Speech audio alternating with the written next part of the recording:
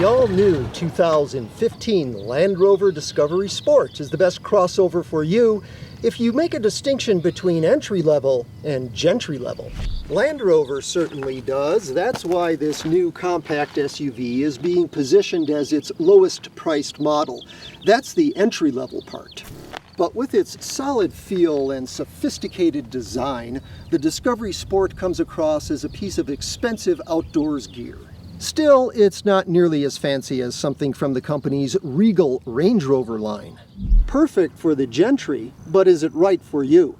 I'm Chuck Giametta. Join me for a car preview video review of the 2015 Land Rover Discovery Sport.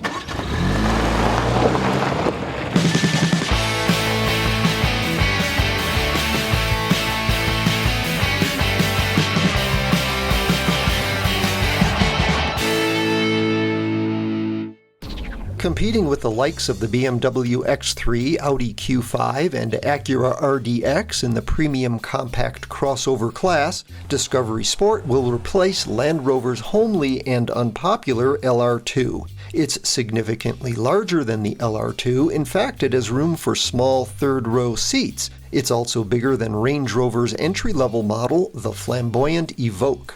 The powertrain and some of the engineering is in fact shared with the Evoque, although the Discovery Sport is 9 inches longer overall and has a much taller roofline for a more spacious interior.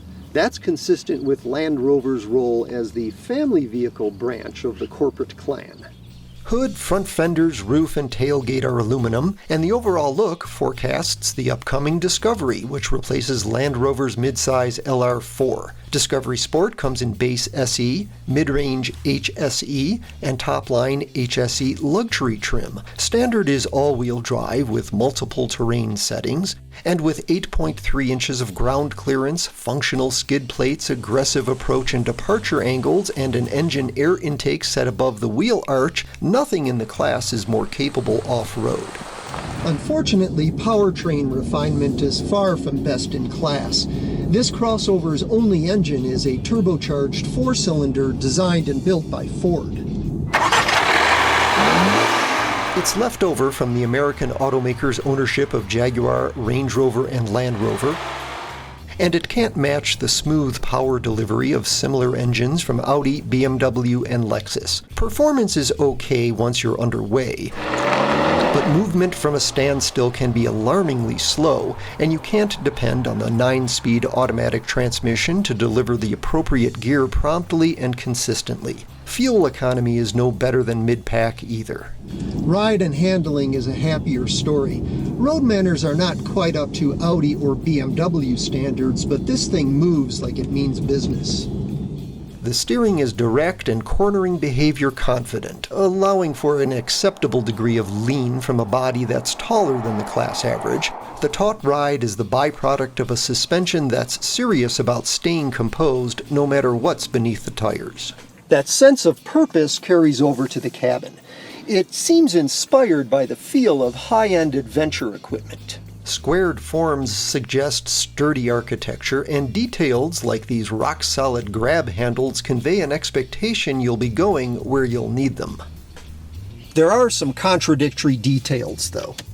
This rotary shifter and these tiny terrain response controls might not be consistent with everyone's image of tackle-anything toughness. The power window buttons are placed inconveniently.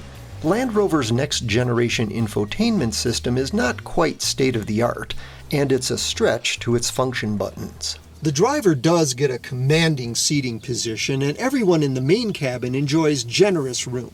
The seats are very firm, but they'll likely be supportive 100,000 miles from now. Upholstery is part leather on the SE and becomes full leather on HSE and luxury models, where it's joined by standard power front buckets, metal trim, and a panoramic moonroof that's impressively large even if no part of it opens.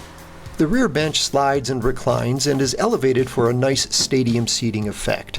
That third row is a $1,750 option on any model. Land Rover admits it's for occasional use, but little kids will like it, and stowing it doesn't diminish cargo volume.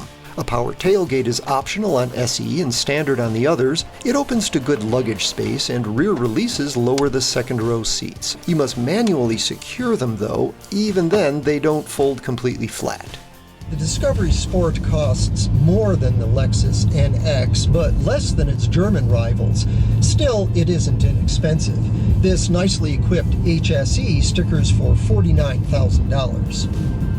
Option packages for all trim levels include such features as self-parking and heated rear seats, steering wheel, and windshield. And for $700 to $1,500, depending on model, you can add the appropriately named Black Pack.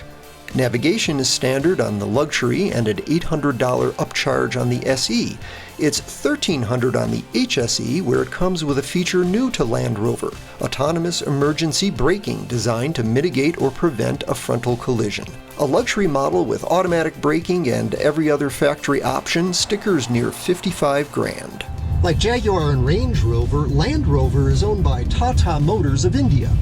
Tata has allowed the brands to preserve and celebrate their British heritage. Sure enough, the Discovery Sport is sort of the country gentleman among premium compact crossovers, and it's certainly the only one designed and built in Liverpool, England. For more on this and other cars, trucks, and SUVs, go to carpreview.com, and please subscribe to our Car Preview YouTube channel.